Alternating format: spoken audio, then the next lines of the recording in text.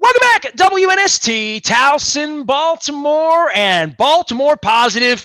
If you're watching out on our YouTube or if you've been listening at any point, you know we're about to jump into a crab cake tour. I'm going to have a nifty logo for that, by the way, thanks to Kristen Dorn. But in the meantime, we're sort of sitting at Faidley's as best we can. I'm smelling the crab cakes, although I wish I had some mac and cheese right now. All of our Baltimore Positives are brought to you by our friends at State Fair. We're back over in State Fair as well this week, cutting what will be episode 3 of the Crab Cake Adventure. Episode 2 is going to come back in like an old Happy Days course for episode 2. Whenever I get Bucky off his skateboard, I swear we're going to do the Costas thing.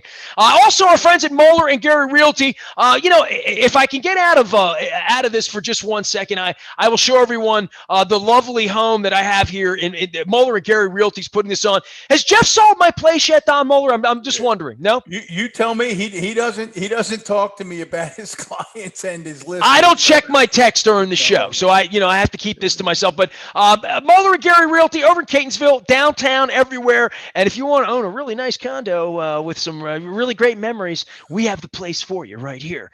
Don, this is a great segment for you.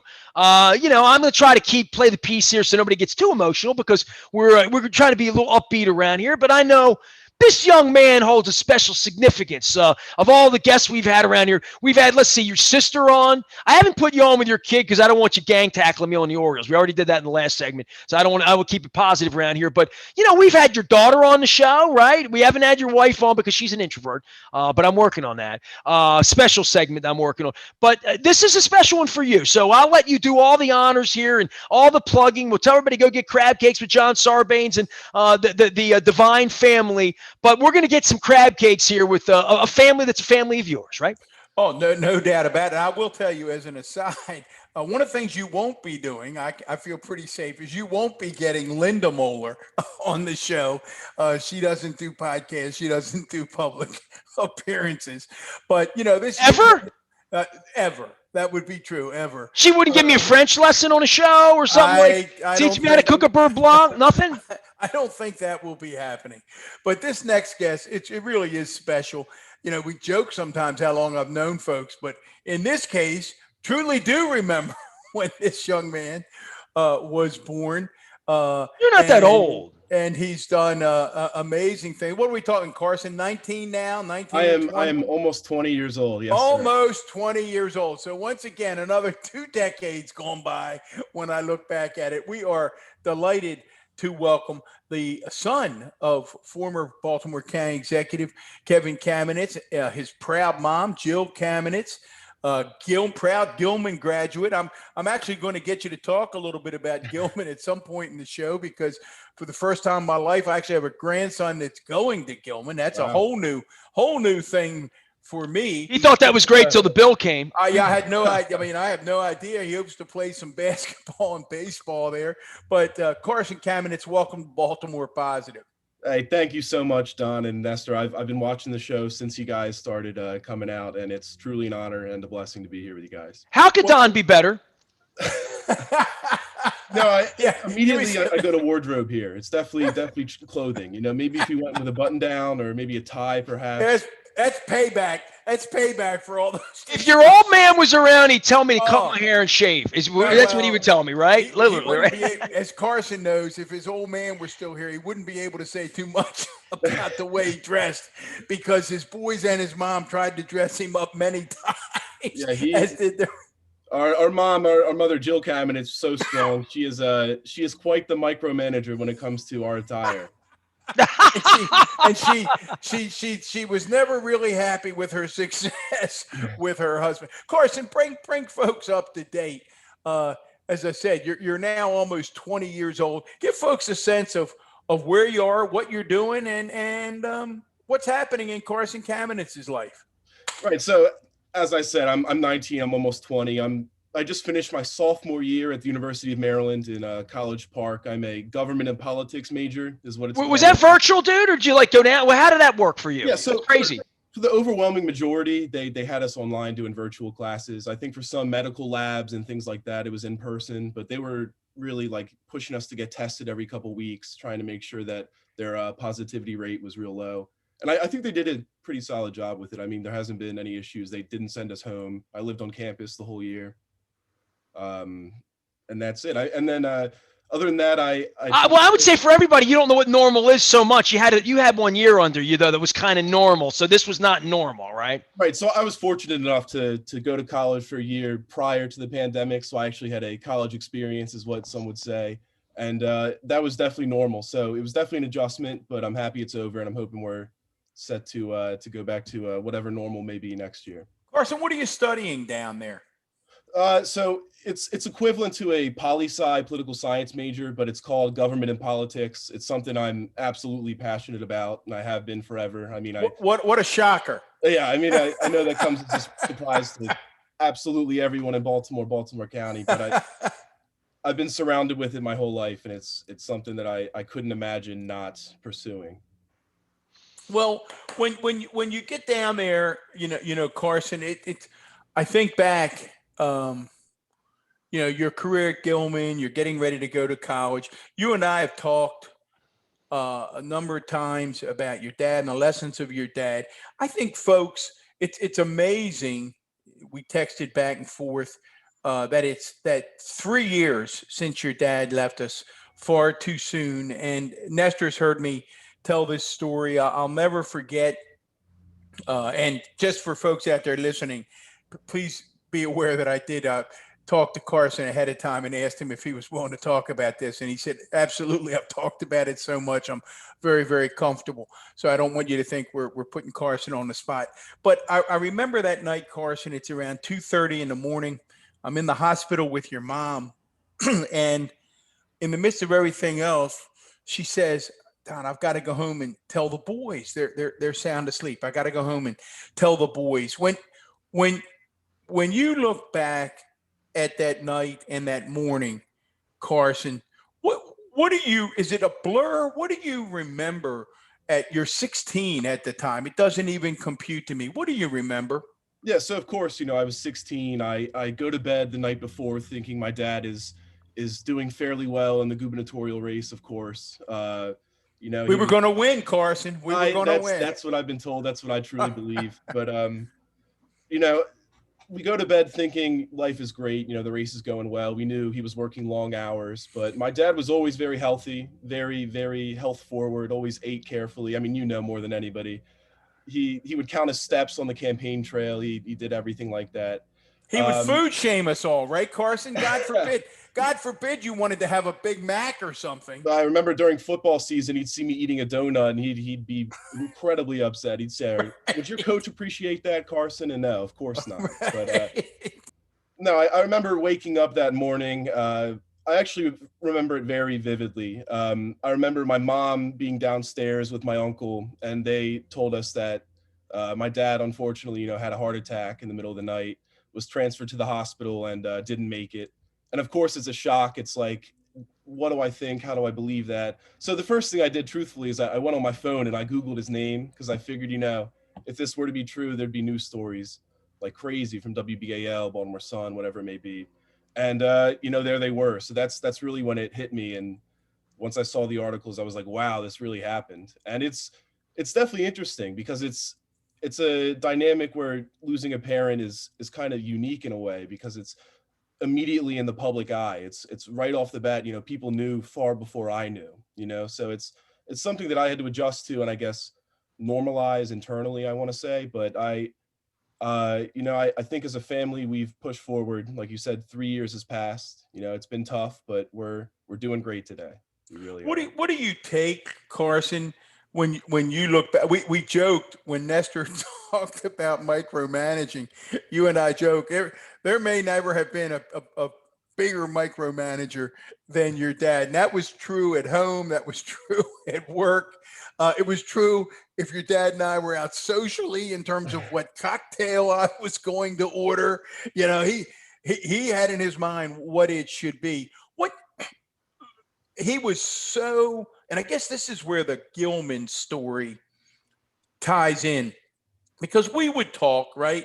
Sometimes if you're a public official and your children go to private school, you have to say, well, what do I do for that question? And we would always say, well, your dad sent you to Gilman. You think was one of the most important things ever in your life, and you want to make sure your boys have that experience. He was so proud of Gilman. How does Gilman and Kevin Kamenetz and Karson Kamenetz all come together as part of the story? So Gilman School, of course, a private school in Baltimore City, really prides itself on honor and integrity. And my dad grew up with those same morals in his mind constantly. And going to Gilman reinforced that inside of him. And he really realized that this is something that I should pride myself upon, that this is something that I should try to spread to my children to make sure that they have these same values and morals. And that's really what he tried to instill in both myself and my brothers since day one. It's, you're going to Gilman, you're going to understand that honor, integrity, and respect are, you know, the three most important things that you could ask for in terms of character and decency. And, you know, I appreciate that. I really do. I think that Gilman did a great job in providing that education for me, and not only giving me those values and morals, but also, you know, like a very strong education. I'm very fortunate and lucky. Down to Maryland and college and selecting colleges, you know, the modern era, I don't have a kid of your age, right? But navigating it, Moeller was the guy helping me navigate Pell Grants back in 84 and 85, right? But I got a D in journalism. It's a long story. It was a long time ago. Things worked out okay. You know, was as good a student, but college and making that decision and deciding to go to Maryland. So some thoughts about being local here and to whatever your local aspirations might be, to be local and say, I'm not going to go to Arizona State or State, go somewhere else, right? So I grew up in the county, obviously, and since I was born, I've always been saying I want to go to Maryland. I want to be a Terrapin, and I was lucky enough to apply and get in and get accepted. And immediately I knew the second I got accepted that I'd be going there and being a Terrapin. But in terms of the local aspect, you know, I see myself as a Baltimore County resident, and that's really that's my baseline. I'm a Baltimorean at heart, and I see myself here forever. I really do. I love it here. I love the people here. I'm familiar with it. You know, I know the road names I can get from my house to anywhere, and I appreciate that. But no, I'm just a true Baltimorean, Baltimore County resident at heart. Did you talk politics with your dad? I mean, were you in on when you're 12 years old and your dad's getting fried for something on television or in the I mean, it seemed to me you're running around Gilman. Things came to you pretty quickly when it was popular, unpopular, whatever it was, right? If he was getting fried on if his dad was getting fried on television, he just turned to Karson and blamed me.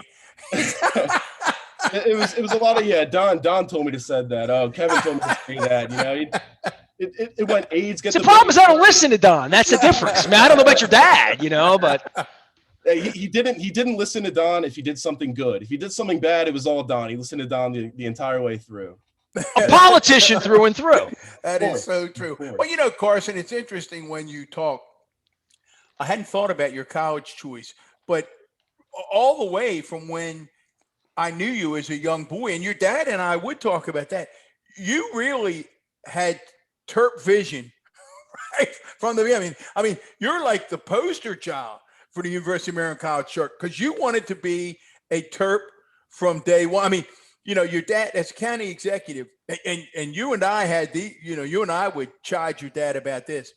He did not like college sports, right? So you and I, if we got to go down and be in the president's box for a Terp basketball game, we thought that was great. So your dad, that was like torture because he didn't like college sports. He liked pro sports. But he knew, he said, boy, Karson wants to be a Terp. So now we've got this Terp who's a government major, a political science major, and got a lot of birdies still out there. And I'm hearing this buzz that we might be seeing some Kamenetz yard sales again in our future. Tell us what's going on with the little buzz I'm hearing here. Yeah, so there's definitely a buzz that has been sent around that I am definitely hearing and picking up on that is calling me to maybe check out Baltimore County Central Committee for the Democratic Party. And I am definitely thinking about it. I think that there is definitely room in the Democratic Party for somebody who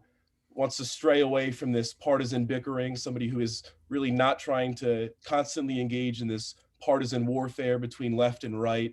and really just wants to fight solely for the solutions instead of the problems for Marylanders, for Baltimoreans, whatever it may be. And I feel like myself, being somebody who's young, full of ideas, who really has been surrounded by politics since I literally was born. My dad was already, of course, in elected office when I was born.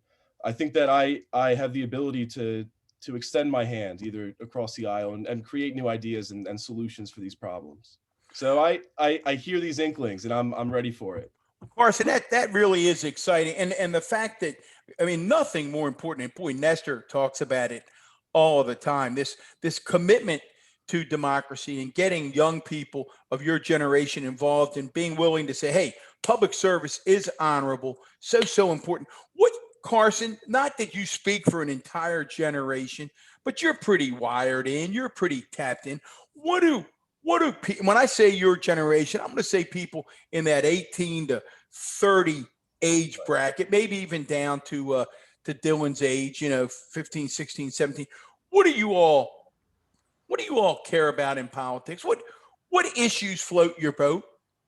So just because people my age are so tuned into social media, so tuned into things like Twitter, I think the biggest mainstream issues on the national stage are always the ones that catch the attention of people my age, just because it's what people are talking about on a daily basis. Things like systemic racism, things like the poverty line, the poverty cycle. It's things that remain in the mainstream are definitely things that people my age are talking about. But then focusing specifically locally, I think that people my age aren't necessarily involved in local politics. They don't understand or have a perspective in local issues. And I think that's definitely a problem when local politics is really what impacts us on a daily basis. And I think that myself being so young and entering the local political scene, I think that I would be able to branch out to these people who may only focus on the Twitter headlines and the mainstream stories to actually get involved in local politics. Karson Kamenetz is our guest here. Don Moeller and I doing a little Baltimore positive chat here. All are brought to you by our friends at Wise Markets. We call them Wise Chats as well. And our crab cake tour is getting off, and we're going to get to a crab cake here. I would say this for young people and feeling empowered, wherever that is, at this point in the aftermath of Trumpism. Give me a little life in College Park as to what's the Young Republican Club look like down there?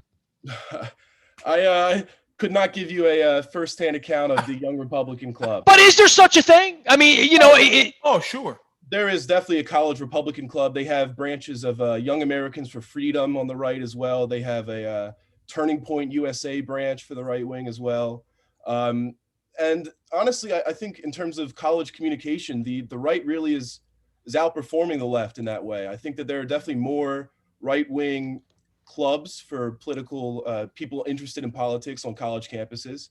But, I think that college Democrats is definitely bigger than college Republicans. Definitely in Maryland. Karson, you got to run with that. I mean, I'll tell you what, Nestor, it's never a straight line, right? You just, I saw Nestor perked up. I perked up. You said on college campuses, there really is a fairly visible presence of these right-wing extreme groups. I find it hard to believe that a kid could put a Trump flag on his frat door in a building full of people. I don't know. I mean, I've seen Trump flags on the sides of places in Baltimore City that's 92%. I was sitting at a bar the other day where I looked out the window and there's a Trump sign. I mean, I'm sure, the election was 6 months ago. Let's start with that. So nobody's running for anything. But I just find that to be, I would find that to be very oddball from a 19-year-old. I really would, but that's just me. Let's run with that for a second, Nestor. Karson, again, I'm going to ask you to play Dr. Phil. What is it about that ideology that's appealing to someone in your age group? What's the hook for them? I think it's really the non-PC nature of former President Trump and his, I guess, unique. We don't call him that here. Yeah, the last guy, the former guy. So the bad boy persona, right? Yeah, Take no prisoner. Where it's like I say what I want. I don't care how they take it. I don't care what the reaction is. I say what I feel, whether it's racist, whether it's ignorant, whether it's completely bigoted. And I feel like people look at that and they see, all right, if this guy can serve as the president, then therefore I now have this excuse to spout that same rhetoric, the same ignorance, the same You know, I don't care what you think of my opinion, even if it's harmful to you or how you may identify. And I Or think, inaccurate, or just like right, of course, wholly not true. right. It's really interesting. Carson, moving forward, so you're taking a look at this race. You're going to make a decision sometime in the next few months, in or out, and whether you're going to go ahead and try to get one of these central committee seats. When you, I mean, you were there. I mean, one of the things, and we would be remiss. I think it's important for people to know this about your dad, and you certainly know it. And your mom really captured it in so many of her remarks after he passed. There was nothing more important to him than his boys. I mean, you talk about him getting angry at his staff. If we would schedule something in the morning that impacted his ability to drop you off or pick you up, I mean, he made up his mind those times together were going to matter. So I ask you, what did you learn from your dad? I mean, your dad was a political whiz. I mean, we always joke, and he sometimes could be a little tough, and he could be tough on people, particularly those he loved, like you and Dylan and your mom and the rest of us around him. But he was a political wonder king. I mean, he really. What'd you learn from your dad about politics?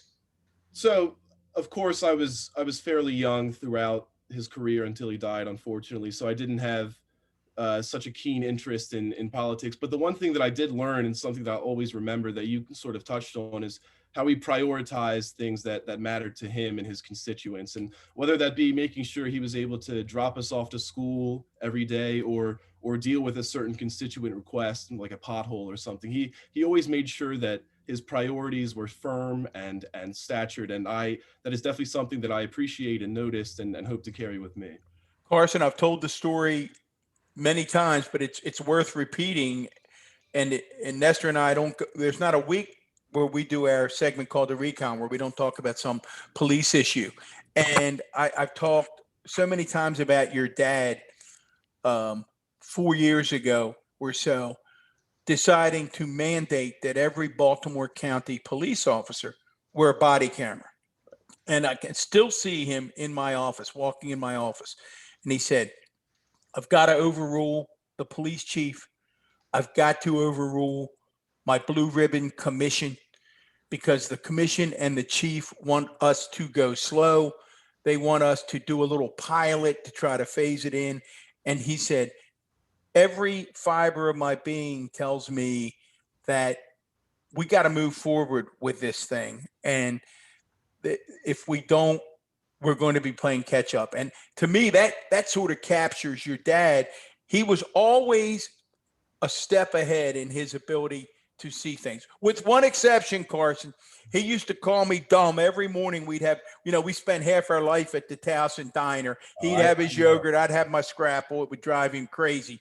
And I can remember in 2015, when Donald Trump was getting 25% of the primary, I said to your dad, telling you, this clown is going to get the nomination. And he would say to me, you have lost it. You have lost it. There's no way America is going to vote for this guy that's a TV show host. They're just not going to. And I never let him forget that he got that one wrong. Oh, I remember on election night, he told me I can go to bed because Hillary has it in the bag, he said to me. So right. I went to bed. I woke up the next morning, and let me tell you, the look on his face was something I'll never forget. Really he couldn't believe it. And then, Carson, of course, there's that moment where right out of the gate, I mean, boy, this is down memory lane. It was almost probably the first week of the Trump presidency when he instituted the Muslim ban. Right. And, your dad's not an emotional guy in the terms of, getting sort of misty or whatever. And it's probably as close that I've ever seen him to tearing up when he walked in my office after the Muslim ban. He just couldn't. I mean, again, it would have been his father or his grandfather who escaped Tsarist Russia, right?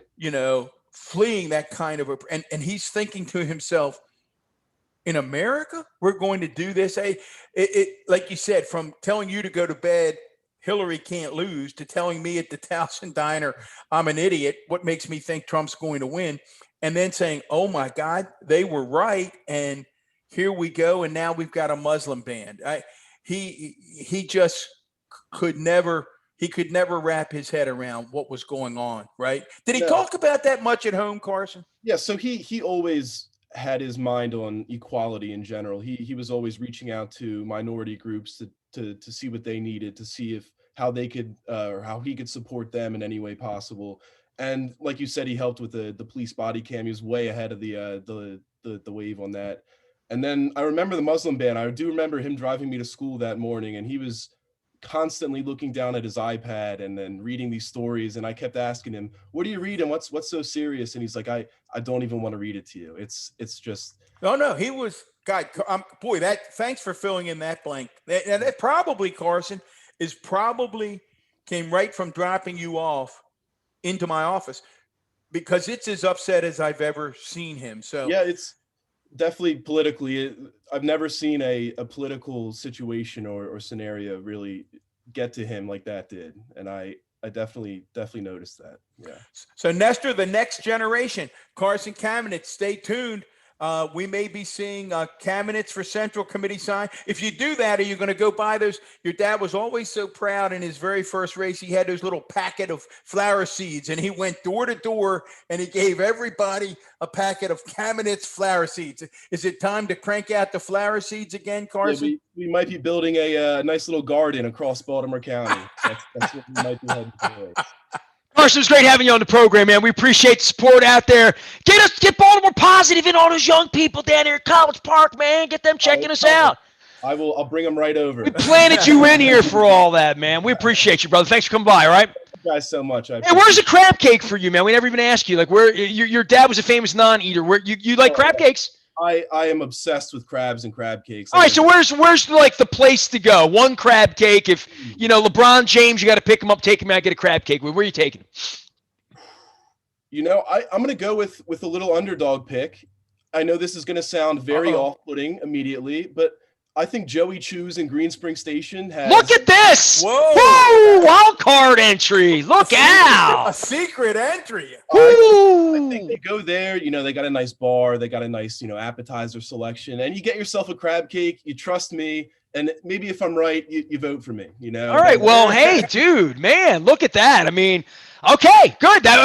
That's Don. When I started the crab cake tour, and Karson, you'll appreciate this. I said I will never run out of places to get a new crab cake, right? Because everybody will yell Coco's, and we're taking Brandon Scott there. We'll yell Pappas, we're taking Johnny O up there. Or Stuart Pittman actually emailed me in the middle of this. We're meeting him down at G&M, right? So he's also endorsing Brooke Learman, apparently. But nonetheless, everybody's got a place, but it doesn't have to be a famous place, right? It can be every place in Fells Point, every place in Hamden, every place that's a Baltimore place, that's a bar, says, I've got a crab cake, and it's good. My crab cake's really good. You should try it. And I'm going to start doing that everywhere, every Friday for the rest of my life. And you just put a place on there that is, Don, this is the reason I'm doing this. I'm not doing this so you yell Jimmy's or Box Hill. I want to find places that I've never had a crab cake. Well, what I love about Carson's pick is I've been to Joey Chu's many, many times. I love the food. I've never been to Jimmy Chu's in my life. Joey Chu's. Joey Chu's, my bad. Jimmy Chu's the shit. Fabulous. At Green Spring Station, they have something. What's the thing I get there, Card? Something in the nest. I don't know if it's called In the Nest. It's like the hard pasta type. Oh, my God. It's phenomenal. Right. The food, the fish, Nestor, some of the best fish you've ever had. See, Karson, I knew your dad liked me because when we hung out, he expressed to me, if Moeller really liked me, why have I not been to this place? It's phenomenal. And as Karson said, it's got a great bar. It's got a great atmosphere. All right. I've never had the crab cake at Joey Chu's. I've parked in the parking lot at Joey Chu's, and I'm not lying, 300 times going into the Stone Mill to get like a biscuit or something in the morning. You know what I mean? So I don't know, but I'm never there when it's open, so I can't smell it. I'm just never there at 7:00 at night. All right, there it is. Hey, Nestor, Joey's always there, right, Karson? Oh, he's always there. He'd be happy to see you. Joey is always holding court at Joey's. How have I never met Joey? He's always hanging. All right, because he's always there and I haven't been there. I'm going. That's it. We're getting a crab cake there. All of our crab cakes are shippable by our friends at Fadley's. Hold on a second here, man. I changed out my whole front here. I got to go back to my Fadley's background here to end the program. There you go. We're back at Fadley's now, where we were last week with John Sarbanes, our great congressman up in the gerrymander district. You hear him talk HR1, as well as the Fadley's family. We did not get Nancy to give the recipe, but we did bang around the mustard a little bit about the saltines in the water. There was a little bit about how you do. So there's a little bit of technique involved with our friends at Fadley's. We're going to get to Costas next week. We're going to be at State Fair later in the week and get their technique as well. They're opening a new place down the street in Frederick. So I'm going to ask him if I should trust the crab cake at El Guapo too. Maybe we get Mexican crab cakes. We're going to do it a lot of different ways, and we're just beginning the journey, the Maryland Crab Cake Tour. We're going to have more at BaltimorePositive.com.